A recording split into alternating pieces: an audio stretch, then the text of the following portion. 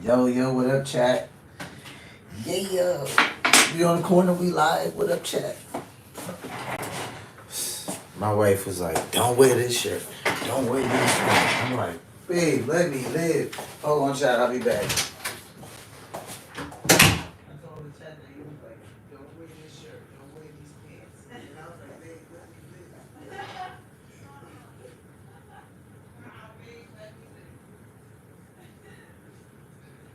Yeah, literally, you can hear me saying it in the chat. I'm like, my wife said, don't wear this shirt. Don't wear this pants. I'm like, babe, let me live.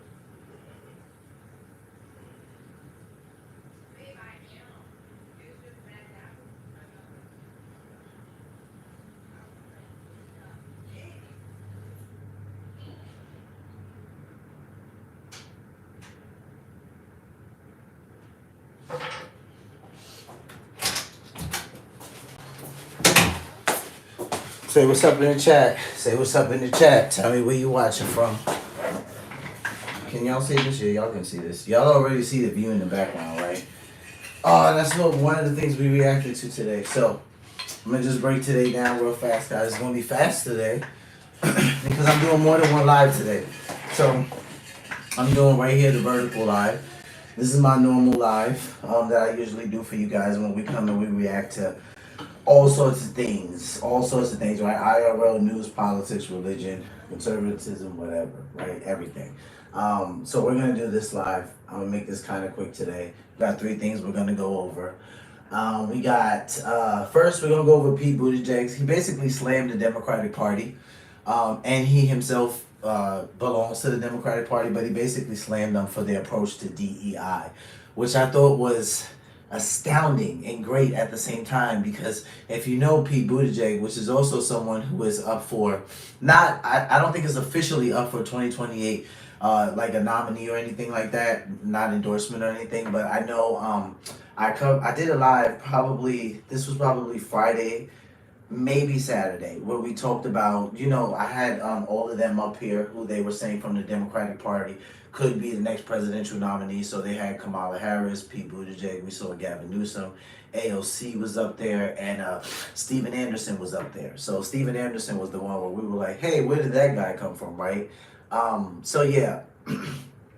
If you know Pete Buttigieg, he is a man who, if anyone would be for DEI, I would say it would be Pete, right? And I'm not saying that just to be facetious. Pete is also a gay man. And at the same time, while that doesn't really matter, it matters in the sense where he's someone who, if you hear him say that he will always fight for the rights of humans to have the right to love who they want, live within a certain liberty, be able to live their own truth. Like, he would be speaking from his own life experience.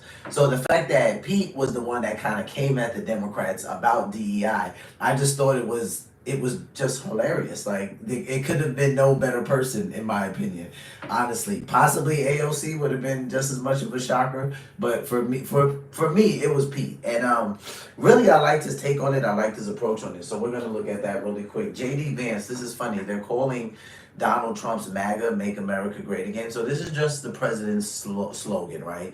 They're saying JD Vance, so Vice President JD Vance now is a victim of MAGA's anti-DEI crusade. So apparently JD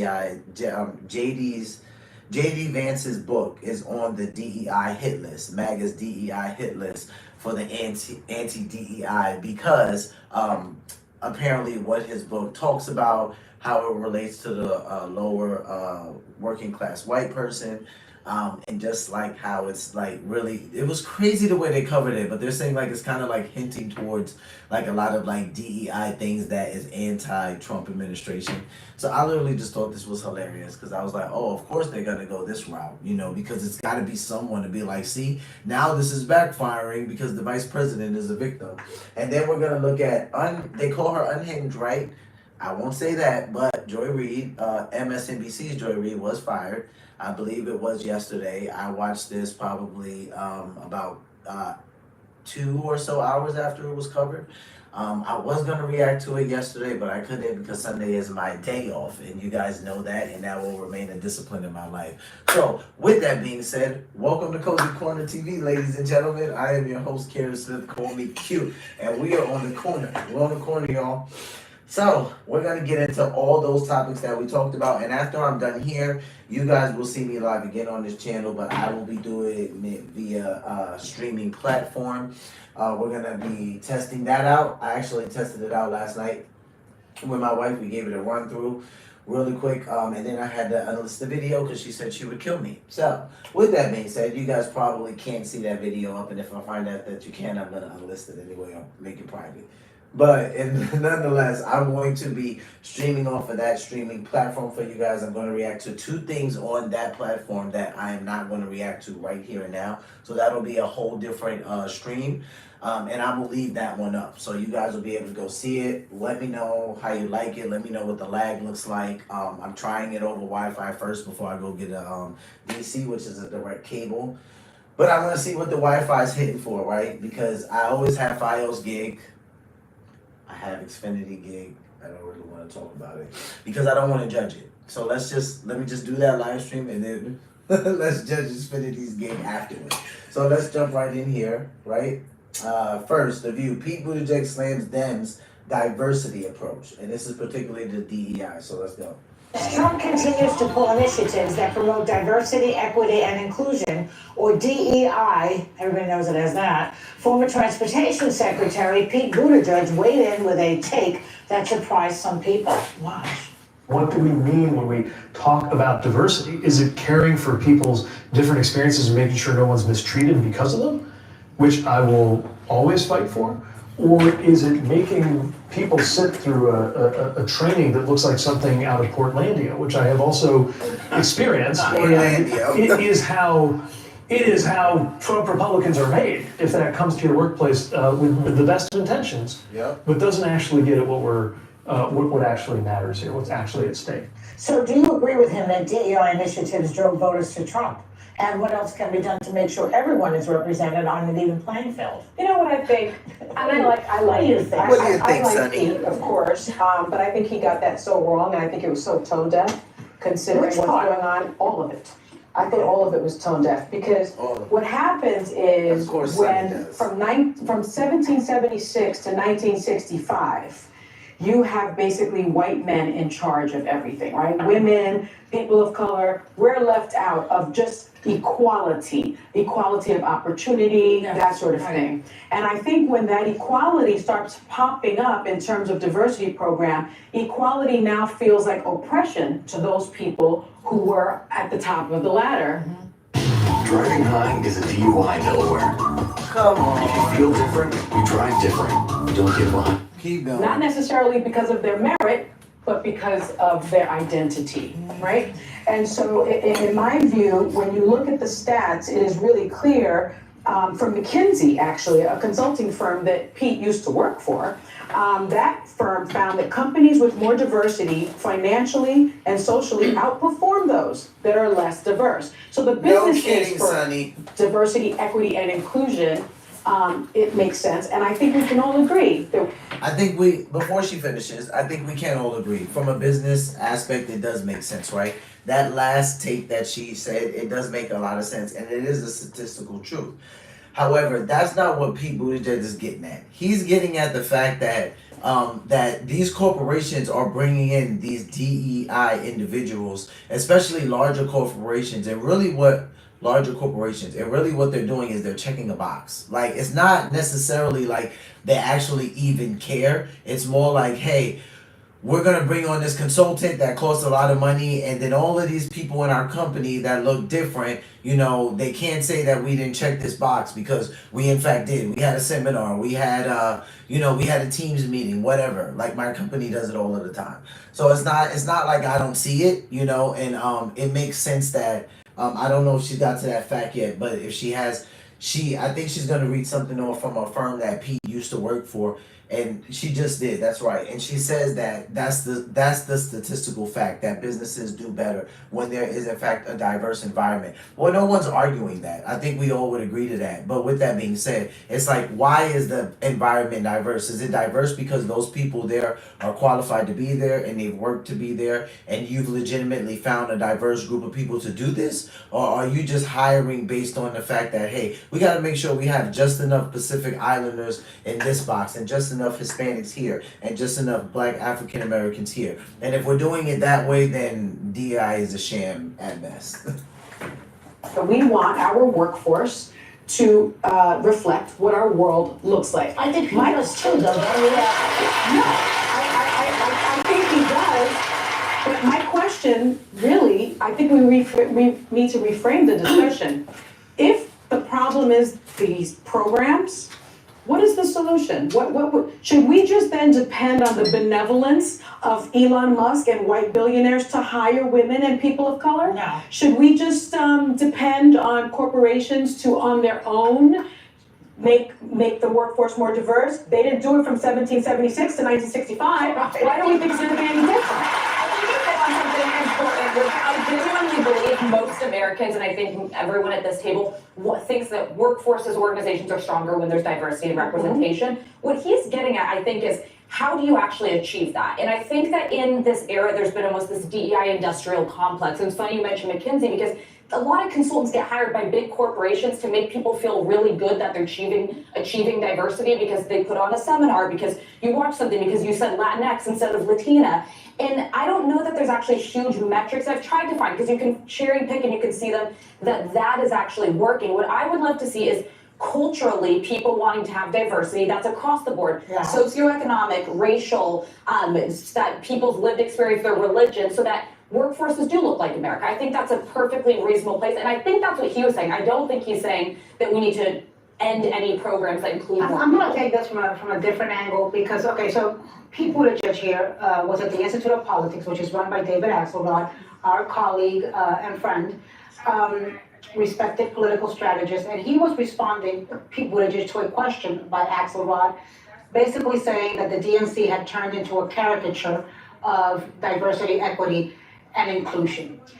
Here's the part that is vexing me constantly. Seems to me every time I turn on the TV or go on social media, I see Democrats tarring and feathering themselves, self-flagellating themselves, talking about all the things that they do wrong and that they did wrong. And look, I think there's a place for that, but we've now had a month of Donald Trump, and I don't understand why every Democratic strategist, elder, sage person with a platform isn't out there laser focused on getting the American public to understand the horrible suffering and cruelty that Donald Trump has brought onto the American people. So I want to jump in here, because the David Axelrod conversation you're talking about was in reference to the DNC winter meeting that happened over a few days, and I just want to show a quick clip of what we've got. You fight on, you fight on. Now this was too much. When your government is doing you This right here wrong. was way too You may much. vote for 2 males, 2 females, 2 of any gender. And this was even worse. Nope, you can't do that, because we've got to balance. You could vote for 1 of any gender. 2 females, 2 males, 2 of any gender. Oh, we can't do that. You can vote for 1 of any gender. And then she goes, I think, binary or something like that. Okay? Or no, non-binary gender, excuse me. So I think what he's referring to is they're losing sight of the spirit of what DEI was by doing this in this fashion. And while people are reacting because of the times we live in, it's so politically charged, so many people are so frustrated that people are pushing back on DEI that they're not taking a minute to pause that maybe DEI itself needed improvements in its actual application. We're seeing a lot of things. One was New York Times staged fake interviews with diverse candidates. Wells Fargo, the New York Times reported it, sorry, just to be clear, a woman or a person of color, after the position had been filled, to check off their boxes of minority inclusion. That's not helping anyone. So a lot of the problem is that Lily Zhang wasn't qualified for the job. There was no job. But Lily Zhang, who wrote for Harvard Business Review, reputable place, she's a critic. She says she's a DEI strategist and consultant. And one of the things she said is, DEI was never focused on the results. It was just the commitment to the results. So companies would hide under this idea of we're so progressive with not a lot of benefits, or not always benefits, to the people they claim to be helping. So some of the ways you change it, Sonny, you've been asking all day, like what are the things? What's the solution? So she has solutions. She's saying focus on measurable results like pay equity, physical and psychological safety, holding network events, blind hiring. There are a lot of things that you can Blind hiring, that makes sense. Right, But the is point that is, kind of merit-based? Isn't that the whole argument that DEI is against? well, is she merit-based? dug in because she studied, she's a consultant on DEI for companies for 10 plus years. And what she's saying is, regardless of Blind the hiring is the opposite of DEI. No, that's not true. The results of just But you cannot mention- the results of this are saying that there were people there that needed help with the diversity, the equity, the inclusion, bringing people on. The pay disparity still exists. They aren't getting the job. So not every critic of DEI, which I am one of them, says that it can't do better. DEI programs make sure that the most qualified candidates, traditionally excluded from opportunity, are given the chance to compete. So this notion somehow that blind hiring could work, I think that's Wouldn't it something. take the But it's not race about or identity merit. out of But it it's and it would not- be purely based on what you put But forward? it's not about merit, because the people that are in these DEI programs are already the best of the best. But she's saying that companies end up doing tokenism rather than helping. I mean, by the way they the approach number of DEI. times I've Not had people in tokenism. corporate America be like, lean into the fact that you're an Arab American. I don't ever want somebody to be able to look at me and say, you were a DEI hire. Because Donald Trump is now the president and has gotten rid of DEI in government and is coming down on corporations to do the same, are getting rid of DEI. So we're going to see within the next 6 months, within the next year, if there are less people of color or more, or the same in the C-suites and the corporate There will be offices. less. And but I'll tell you what, there's a lot of diverse people like you and me who have power with our pockets. That's true. And so if Target gets rid of DEI, they're getting rid of me. That's Okay. true. Last year, I filed a Okay, TurboTax. so I'm This gonna go year, back any top-notch because she service said without the something turbo-sized that- price tag. Switching to H&R Block. Okay, let me see here. No, not there. She starts talking later on. DEI. So we're going on corporations to do the same Be able to look at me and say, you were a DEI hire. because Donald Trump is Mind you, I'm glad that I think it worked out that she went somewhere else, but Alyssa's the only one who sometimes I feel like has a brain. I'm sorry, guys. I'm sorry, but I think some of you will agree with me because I'm like, dude. Now, I just want us to re-listen to this point. I want us to hear this again. now the president and has gotten rid of DEI in government and is coming down on corporations to do the same, are getting rid of DEI. So we're going to see within the next 6 months, within the next year, if there are less people of color or more, or the same in the C-suites and the corporate There will be offices. less. And but I'll tell you what, there's a lot of See, so Sunny makes sure that she intercedes there and she's divisive and she says there will be less. And I'm not necessarily saying that Sunny is wrong. It's just that, you know, she makes a point, and I went back so we could hear this, that like if Target's getting rid of DEI, Target's getting rid of me, right? Now, some people, they do feel like that about DEI. Other people feel like, wait, it's not that big of a deal.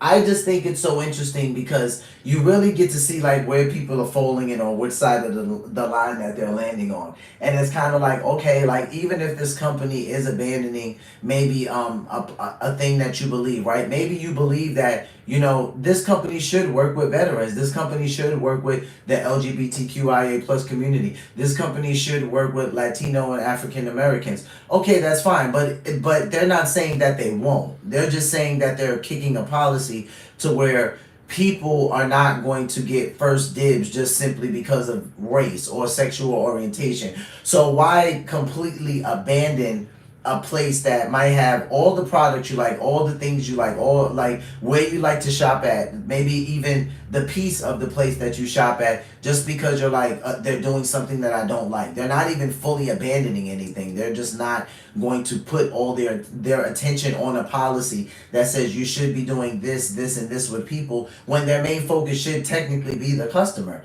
Now, some of you will say, well, what if the customer wants people that looks like them? Okay, well, a lot of these companies that are kicking DEI, they're not saying that we're not going to hire anybody that isn't black or isn't or anybody that isn't white or anybody who is Hispanic or is black. They're not saying that, but people are kind of taking the stuff and they're running with it, and that's where I think we just got to be careful with that. diverse people like you and me who have power with our pockets. That's true. And so if Target gets rid of DEI, they're getting rid of me. That's Okay. true. And a lot of people feel that way.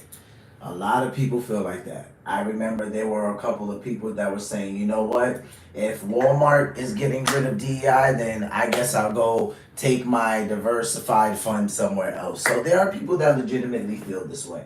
So next topic, we're jumping in MSNBC.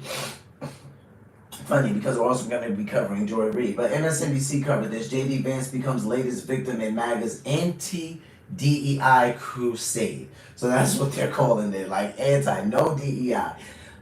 Which I really don't agree with that, right? Like I did cover on live stream President Trump holding a ceremony and a celebration for Black History Month at the White House. I did cover that, but you know that's going to be ignored. It's not going to really make mainstream media, and it's not going to be something that anybody like MSNBC would then step in and say, hey, guess what? President Trump, even though the White House has dished out this executive order and they are kicking all of these things, we actually are covering President Trump do this in the White House right now. Of course they're not going to cover something like that.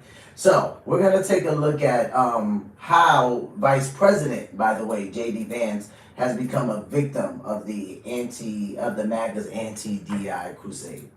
All right, we are back now with our worst of the week. This time it is the severe GOP book bans that often target and censor diverse authors who write about marginalized communities. The latest potential victim of this movement, JD Vance. Yes, you heard that correctly. The vice president's infamous memoir, Hillbilly Elegy, is one of more than a dozen titles that have been removed from schools serving the kids of the U.S. military service members across the globe. It has not been outright banned yet, but the book has been flagged for a compliance review. It turns out that Vance's account of growing up in a white working class family contains profanity. It contains references to LGBTQ plus community and some passages that briefly celebrate diversity, at least enough to conflict with executive orders issued by the Trump administration. DEI has become MAGA's favorite boogeyman, we all know that, but haven't things gone too far if Trump's own vice presidential book is deemed too woke? Jason and Dean are back with me. Your thoughts, Jason? Vance's days in the Trump administration seem to be numbered if his books are going to be, if he's considered woke and his books are going to be under review. He is a tree-hugging liberal, it seems like, because he talks about diversity in a book. It is very ironic, and it honestly is a little bit of an inclusion that we're doing right now just by talking about JD Vance, right? Because he's been kind of the third wheel in the White House. Musk and Trump in that. I think it's funny that they refer to JD Vance as the third wheel. This is hilarious. It's like he's kind of been the third wheel between the whole Musk Trump JD Vance is not the third wheel. JD Vance is the vice president of the United States, right? Elon Musk is the head of Doge, which is put in place by executive order because of President Trump. So I literally don't understand why mainstream media does things like this, but at the same time we do. That order. Yeah. So I think it's funny and ironic, and maybe this means Vance is going to run as a Democrat and just go full force into this in 2028. JD Vance, the Democratic social justice warrior, the nominee for the 2028 president. See, they're making fun of this, but at one point in time, like, JD did support the Democrats. Like, this is the reason why we had the media coming after him so much about his remarks about President Trump in 2016, right? And you can go back and you can find them. But JD Vance, he wasn't in support of Trump, and he was more in support of, at the time, kind of the Joe Biden administration. So I just think it's very interesting how they're kind of poking fun and saying like, oh, JD is a tree-hugging liberal. Well, at one point in time, he might have actually associated with that, but now, not at this point. It's the woke right. This is what's happening. It's the woke right. They're waking up and they're like, oh my God. This JD Vance's mistake, he referred to people, I think the diversity of white actually expanded, like someone was beige, like that book's gotta go. I mean, nobody actually did mention like Black Canadian in the book, and the daughter of an Indian immigrant, and that DEI doesn't allow that. The idea, that's what they want. Everything has to be white. I mean, when you teach slavery now, you can't mention the skin color of the enslaved people or the slave owners. That's what teachers have said, that they're afraid of being fired. They literally have to teach slavery in American schools racially neutral. It wasn't about race, it was about economic development. That's not right. That's what they would say. Where did you study? Trump University. Listen, this joke right here, I gotta be honest with you, I probably agree with them there, because I think that that's stupid. If it wasn't about race, then then why was it just one specific group of people at that time in America, right? So I just think that that's hilarious. But nonetheless, like, this is what these guys kind of get on the news and do. You know, they poke fun at stuff. And it's like, I just think it's so interesting. MAGA's anti-DEI attacks. DeSantis seemed to think that there was some kind of economic benefit for slaves. Let me play for you this clip from Senator Jim Banks at CPAC this week. DEI is a fundamental attack on the American dream. Let me tell you, as a son of a factory worker who grew up in a trailer park, now serving in the United States Senate, that American dream is very personal to me. DEI is the biggest threat to the American dream, but the golden age of America means the death of DEI. So not only does the American dream now apply to people of color who are often the marginalized people in this country, but they are, according to Senator Jim Banks, a threat to the American dream.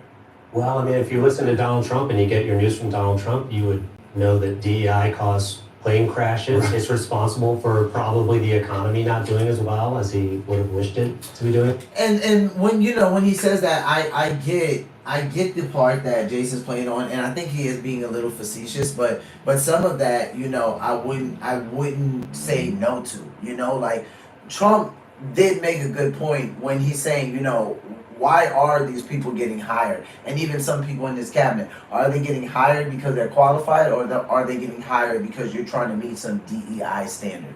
So to that point, like, I would say, okay, I know he's trying to be a little facetious there. Clearly, DEI is not the reason for the economy doing bad and like for all plane crashes. But I kind of see what note he's playing on there. I just think that, it's something that they have to be careful with, because when some people hear that DEI needs to die right now in America, what some people, especially people that I have spoke to personally, so you can say some constituents, some friends, some just associates, but they hear like this is the end of any chance for black people in America to be successful, or this is the end of any type of equality in the system for any colored people or minority. And that's not what I'm hearing when I'm hearing people talk about the death of DEI. I get it. Now, if some people are like, well, you're tone deaf or you're deaf, period, great, that's fine. You have your own opinion.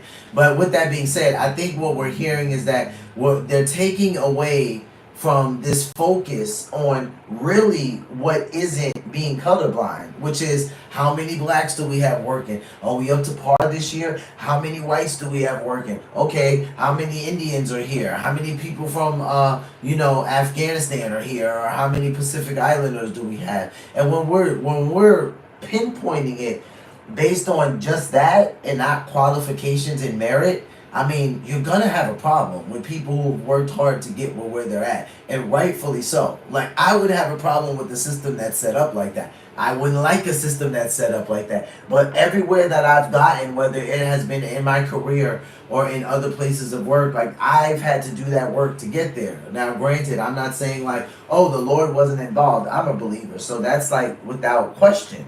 But nonetheless, like, I still had to work. There was still a role that I had to play.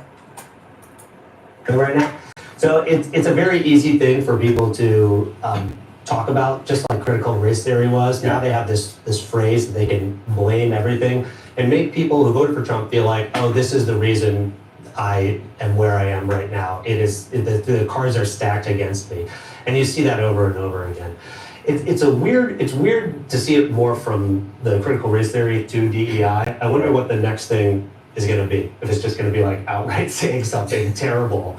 I mean, it's kind of what they're doing. Look, we're on our way. We're started with George Wallace. You asked me that question again? Yeah. Like third time. It's my favorite. Second time, not as Jason Silver show. Snuck out of here early. It's over with George Wallace, Segregation Today, Tomorrow, and Forever, right? Now it's changed to CRT ban, to DEI bans. They are getting more involved. They're going to just say white power. Look, Elon Musk and Steve Bannon doing the fascist salute. I mean, let's be blunt. This is what we're dealing with right now. And Elon Musk and Pete Buttigieg, Secretary of Defense, saying diversity is not our strength. That's one of the worst things to say about the military. Do you want an all-white military? I mean, that's what you're an all-white male military? We are moving backwards as a society. That's what's really going on. It's a push and pull, and they want to take us backwards. Now, this is not something that Pete Hegseth himself has said, but this is where they are leading. Like, this is where they are saying that they believe that the country is going. This is why they're saying that they think it's going backwards. Because they're saying, what do you want? Like, based on what we hear Pete Hegseth saying is that you want an all-white military and an all-white male military? Like, that's what you want? I don't recall or have evidence of Pete Hegseth saying that. I can look for it. But, is it far-fetched when... Is that so far-fetched when it comes to Pete? I would say no. But is that his goal? I would say no. I would say no to that. So, you know, now someone's going to push back on that and they'll be like, what would be the reason you would say no? How do you know he doesn't want it all white? Well, there hasn't been an executive order saying that there can't be, the military has to be all white, or there can't be anyone other than white Caucasian males serving in the military, right? Because that would just be ridiculous. And I don't think that's Donald Trump or anyone's goal to begin with. So literally, when I see the extreme leftists doing all of this stuff, it's just so stinking annoying. Which, speaking of extreme leftists, our friend Joy Reid, they call her unhinged. I will not say such. But Joy Reid, brutally roasted following her show's cancellation on MSNBC. So Joy Reid is gone. Joy Reid is gone. Joy Reid is someone who many YouTubers like to react to, if I'm honest. Like, she gets views, man. Like, Joy Reid gets the job done. Like, she's like Queen of Meltdown. Like, if I'm honest. And this is not a title that I've given her, but like, this is just kind of like what she got. You know, this is what she's gotten over the years. So, Sky News Australia covered this one less than 24 hours ago. So we're going to just take a look at it. Quick 7-minute clip. Let's just take a look at what they're saying about Joy Reid and her no longer working for MSNBC. We have a news headline here that reads, breaking news, 24 hours to go. Harris, Trump on final campaign blitz. So, we know that this is Joy Reid covering something on Kamala Harris and Kamala Trump. On, oh Lord, I said Kamala Harris. Kamala Harris and Donald Trump, yeah. That's funny. You know what that just reminded me of? That clip that I used to, like when I do short videos, I have a clip on there where Donald Trump is like, Harris. You ever notice when I say Harris, everyone's like, who is that? It's crazy. That just, I don't know why, but just because I like mixed her name up, it took me back to that time when Donald Trump's always like, no one knows who Harris is. And I literally drew a blank. Okay, focus. With that being said, so this news headline shows that Sky News Australia has covered like a collage of things, right? Because 24 hours ago, Harris Trump, this is when Kamala Harris and Donald Trump were on the campaign trail, right? And they were going against each other on the campaign trail, on the final blitz campaign trail. So we're going to watch what Joy Reid has to say about that. Then they're going to go into a couple of other things she said and some unhinged moments and some meltdowns. That's why it got me so confused, because I'm like, dude, they're covering this. I'm like, oh, I see what they did. It's a collage. Remember, guys, I don't watch everything ahead of time before I show it to you. Sometimes I just like to watch it live with you for the first time. So let's jump right in. We've laid out the stakes in this crucial election, where one side stands for freedom while the other meets the textbook definition of fascism. See, this is, and listen, I'm not going to interrupt again, but this is her just talking about when Kamala Harris and Donald Trump on the campaign trail. And it's like, Joy, that is so drastic. Come on, Joy Reid. That's drastic, Joy. But okay, Joy, we're tracking with you. A far-right dictatorial regime like Hitler's Germany or Franco's Spain or Mussolini's Italy. A far-right dictatorial regime. Wow, a far-right dictatorial regime. Wow, that is a mouthful, Joy. Okay, I'm going to read this to you guys. Social media users have ruthlessly mocked MSNBC anchor Joy Reid following the cancellation of her show.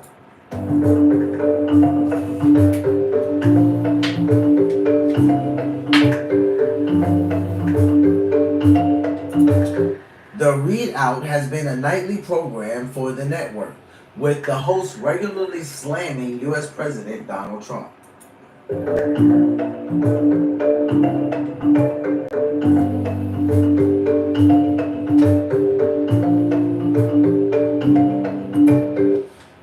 MSNBC's decision to cancel Reid's show, first airing in 2020, was canceled as part of a shakeup at the network. So they went up in there and they took the rug and they was like, boom. And Joy basically went up in the air and she was one of them. That's basically what happened. And we knew it was coming with MSNBC, right? Well, we all knew this because MSNBC, even if they don't come out and never say that they're a far left leaning network, they are. They are a far left leaning network. Now there is some reconstruction going on there, so I'm interested to see what it's gonna look like. But I don't know. I don't have that high hopes. Let's just say that.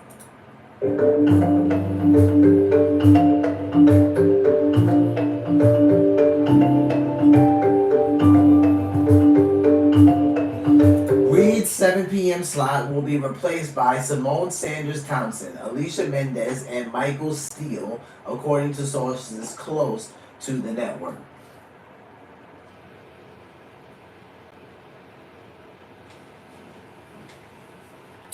So we have to ask ourselves, because I've already watched.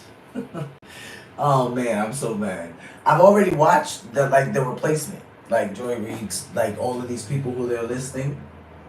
Simone Sanders Thompson, Alicia Mendez, and Michael Steele. I've already watched all of them, right? So we have to ask ourselves, is this a better replacement, y'all? Is this a better replacement? I have to say not really, if I'm being honest with you. I have to say not really. I've actually already covered something on the live stream with all three of them on there. And I mean, they're not Joy, but not really that much different.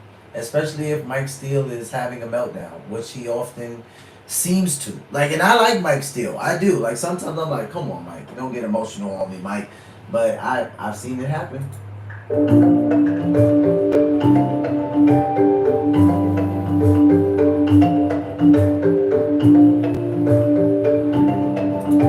Users on social media quickly reacted to Reid's cancellation, with many labeling the MSNBC host as awful and unhinged. I don't like that word.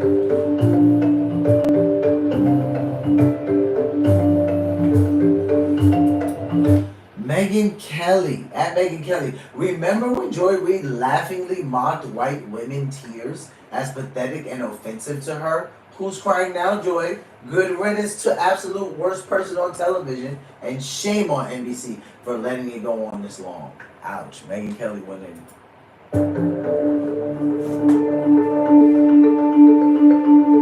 Dang, bro. She hit below the belt, though. She's like, who's crying now, Joy? Oh, my goodness.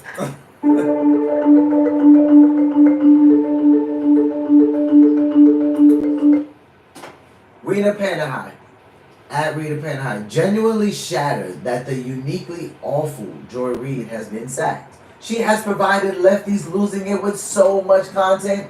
Not only is she a nasty extreme left race baiter, but she's stupendously stupid. Let's hope the View give her a role. Wow, Rita. In case you guys don't know who Rita is the host of, I think she's the host of Sky News Australia. I believe she is, if not one of the news anchors there.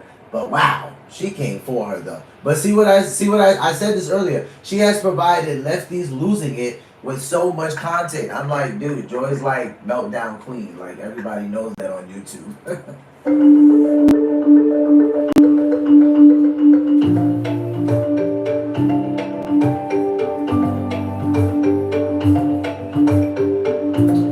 Matt Walsh, I actually like Matt Walsh a lot. I like a lot of his content. You guys will see me react to Matt Walsh at some point on this channel. Shout out to you, Matt. At Matt Walsh Blog. Deeply saddened by the passing of Joy Reid's MSNBC show. It was a great resource for right-wing podcasters looking for a clip to play and make fun of. Now, that part is very true. I can't tell you how many slow news days Joy helped me through. I hope she finds somewhere else to spout her insane BS. Oh, man.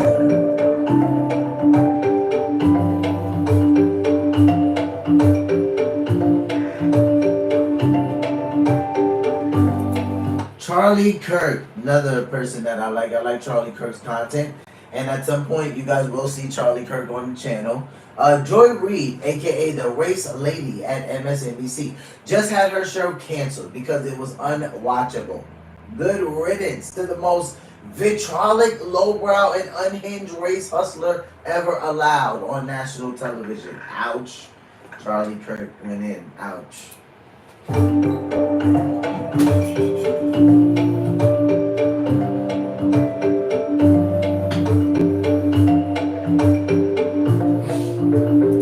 Libs of TikTok says Joy Reid has been fired. Turns out calling your political opponents racist Nazis every night for an hour doesn't get viewers.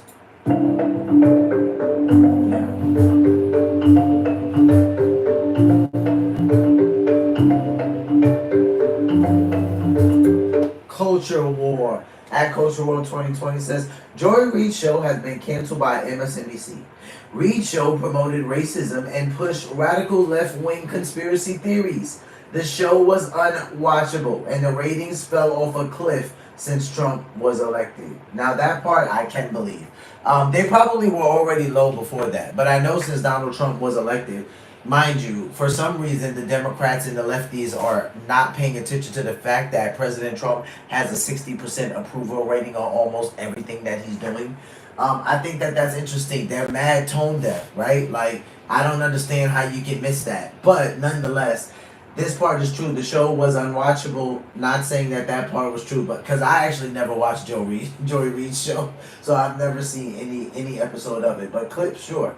The show was unwatchable and the ratings fell off a cliff since Trump was elected. I could believe that part. Since Trump was elected, that the ratings fell off a cliff because his approval rating is pretty decent, right? Like, a lot of people like what he's doing, even if they're not a Republican, even if they didn't completely support him, but they just voted for him because they wanted to see a change. His approval rating is way too high. So there's no way that her approval rating was going to be that high. I knew that part.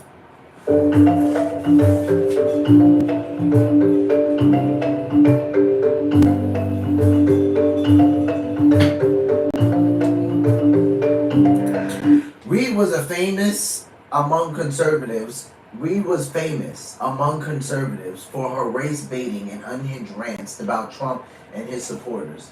That's very true. A lot of conservative channels, especially conservative channels that report on politics or news or policy, legislation. Yeah, she was like free food for them. I can honestly say that. For me, maybe sometimes, like, it's kind of fun to see, like, the lefties losing it, whole type of thing. But sometimes I would just like to see her react to certain things, just to see, like, okay, is Joy going to broaden her perspective here? Is she going to take a wider view? I remember when I did a video, I think it was a couple of days after election, and it was kind of like a lefties losing it meltdown type of video. And I just didn't care for her take on it. Like, she just talked about the fact that, the reason why Kamala Harris didn't win is because white women didn't show up for Kamala Harris. And I'm like, Joy, come on, Joy. Like, that's ridiculous. So, yeah, I can say that for conservatives, like, her race baiting and unhinged rants for Trump supporters, like, it pretty much was like free lunch for us. Like, you can grab a clip from Joy Reid and rest assured you're probably going to get views because she's having some type of meltdown.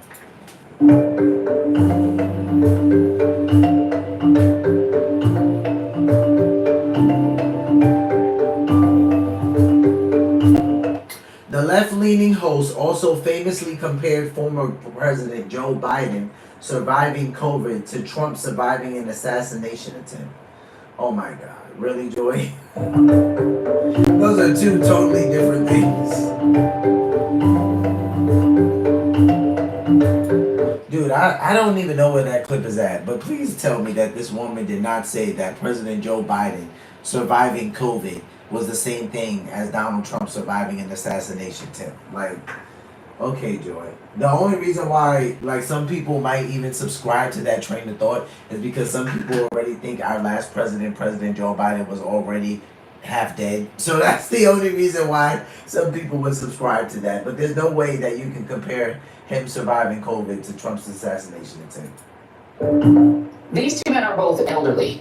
Donald Trump is an elderly man who for whatever reason, was given 9 seconds to take a iconic photo op during an active shooter situation. Weird situation, we'll figure that out one day. But his survival of that and bouncing right back and going right to his convention is being conveyed in the media world as a sign of strength. This current president of the United States is 81 years old and has COVID. Should he be fine in a couple of days? Doesn't that convey exactly the same thing? That he's... No, Joy. That does not convey the same thing. Like, this is why the show got canceled, though.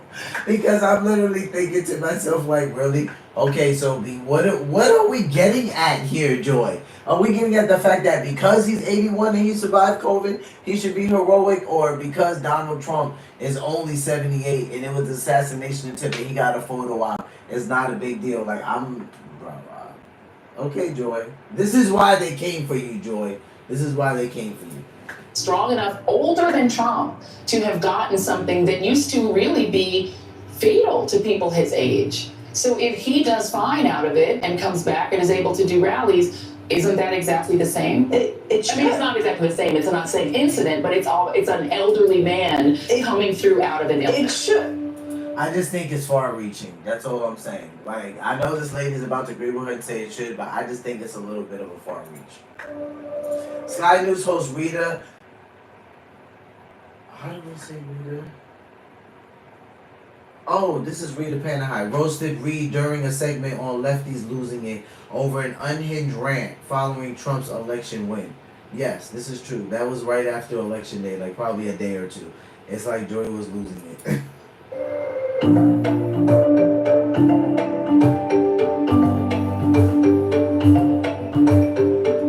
Now it's time for lefties That's losing Rita it. Panahai.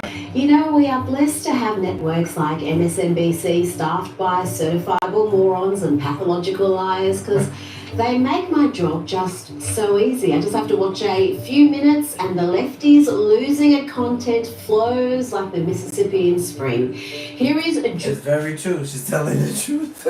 Joy Reid being a hysterical banshee and using words she doesn't seem to understand, like coup. We'll begin tonight with a full-on crisis in our democracy, as federal workers are literally locked out of their offices while operatives working for a private citizen essentially take over our government. If this were happening in any other country right now, I promise you, I'd be on the air calling it a coup.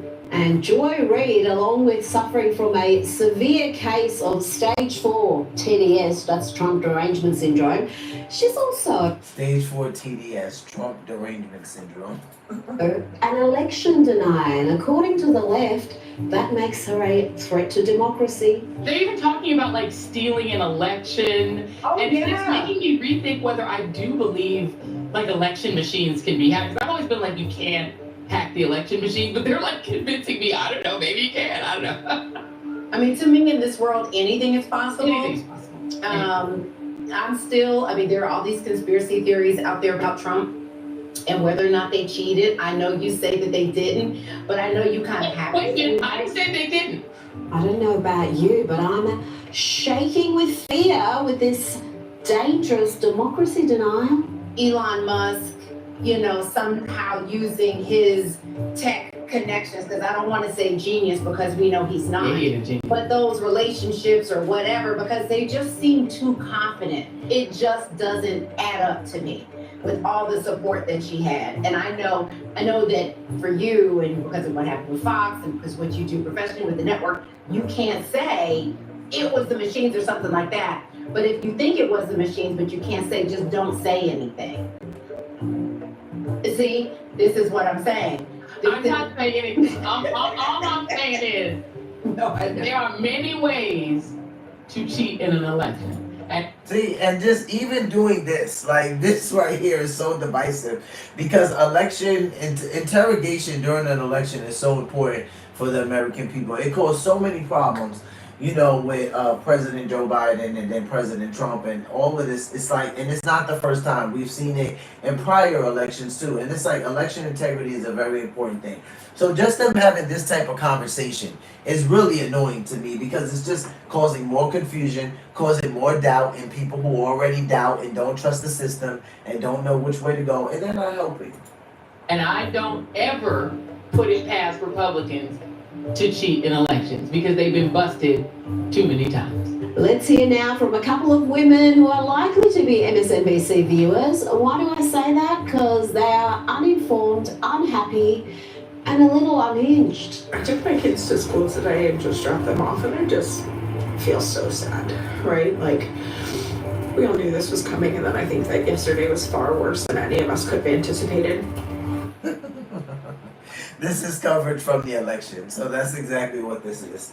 This is coverage from the election, and I know that because this stuff was literally all over the place, like the next morning, and it was just like a lot of women who were really upset and just like, oh, my husband or my boyfriend voted for Trump, I'm never sleeping with them again. It was like a whole big crazy thing.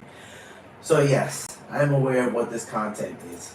And I took the day off to just kind of protect my peace, and I plugged back in this morning, and it's just so bad. And here is a lady who is very forthright in her opinions, except when faced with a fairly obvious but inconvenient question. Stop abuse of power. Yes. In what regard? Well, with everything that's happening in our politics, I think it's pretty straightforward. Like with Trump? Yes, it seems that money goes a long way right now with our politicians, and that needs to stop. So would you say it was an abuse of power how they just like removed Joe Biden out the Democratic primary and installed Kamala Harris? Yes. You know, I don't know that I can comment on it. Yeah, I'm sure. That's what I'm saying. That was an abuse of power. And you know why I would agree with it so much? Because at first I was like, maybe it's far-fetched. But I know it was abuse of power because Trump said it was an abuse of power. What do you know? Like, President Donald Trump literally was the main president that stuck up for President Joe Biden at the time. And he literally was the main one saying, now listen, like, I don't really like the guy that much, but it was unfair what they're doing. Like, he's the president. He deserves the right to run again, and they snatched the election from him.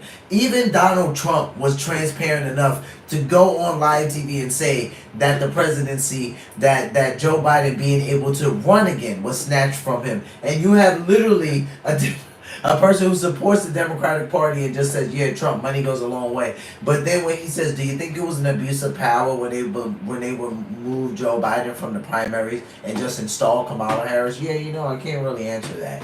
And it's like, yeah, I bet.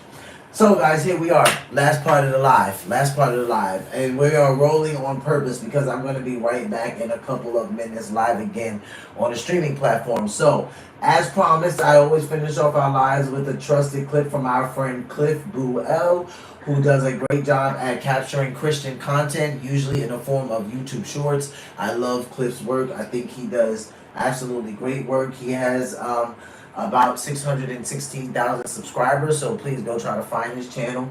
Look at some of his clips. He has some long-standing podcasts on there as well, but just look at some of his stuff. I think it's great. If you're curious about Jesus, don't know Jesus, want to get to know Jesus, or already love Jesus, I think you'll like his commentary or his stuff either way. So let's check out what we're talking about today.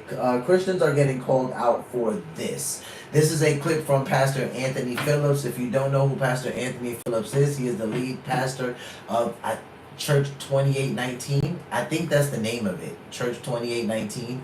I've watched Pastor Philip Anthony a lot, so I'm not going to sit here like, I think that's the name. Like he's it. Like, he's a great pastor. I love his preaching. I love his conviction. I love his heart. I love his call to holiness. I love his burden for holiness. I love all of it. So, but I'm just trying to make sure I got the right name of his church, and I think it's called 2819 Church or 2819 Church.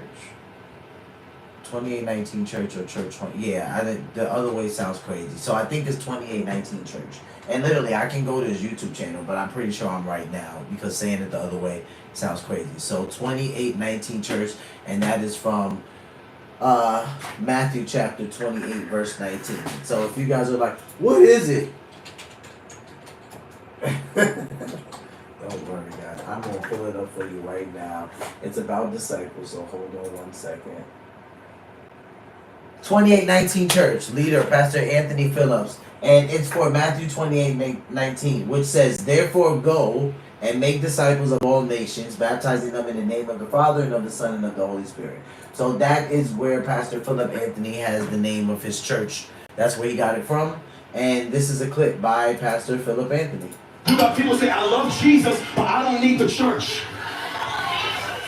Here come the emails. I love Jesus, and he and I got something going on, but I don't need the church. If the church is his body, then how do you love him? You can't find no doctrine in the New Testament that give you license to be solo. He calls all of his children to community because he does his best work in your life through the sanctifying work of community. Two things really quick. First, you need to be a part of a local, Bible-believing, Holy Spirit-filled church. That is essential to your walk with Jesus. Second, take advantage of a digital community. The one that I use is Tubu, and I invite you to join me. We have a group chat where people are praying for each other, where they're offering each other wisdom and counsel and advice. It is an amazing community. When you go on there, it is so refreshing. It is healthy. There's no ads. There's no inappropriate images. They monitor it. It is just filled with believers. If you're interested in joining me on Tubu, click the link in my channel description. So I've heard of Tuvu. That's where Cliff is at apparently. So if you guys want to jump on that, you can check out Tuvu. I've been on YouVersion for a while. There's a community there as well. It might not be as interactive as Tuvu, so I have to check it out. I know in YouVersion you can do like Bibles, like you can start Bible plans with like groups of people, and like you can kind of like love each other's like scriptures and things like that. But I'm not so sure if it's as interactive as Cliff is saying about Tuvu. So if you want to get involved in Tuvu, you can check that out. He talks about finding a local Bible-believing, Spirit-filled church. And I love the way that he said that. Bible-believing, Spirit-filled. Those are the two things that I think is key to looking for a church, right? So, and yes, I know some people are like, well, if not Bible-believing, then what? But you'd be surprised, and that's not the live today. So, with that being said, guys, it's been fun chilling with you on the corner. I will be back tomorrow, guys, live vertical stream as always. I'll try to do something with the streaming platform tomorrow as well, depending on how this next one goes here in a couple of minutes. But nonetheless, I'll definitely be back on live tomorrow about the same time. What time did I jump on today? About 3:45. Yeah, so tomorrow I might be on a little bit earlier. Normally throughout the week I'm on here between 2:30 and 3:45 is usually when I've been able to jump on. Sometimes I'm a little bit later, but I like it early because I have other things to do. So with that being said, guys, it's been real. It's been fun chilling on the corner with you.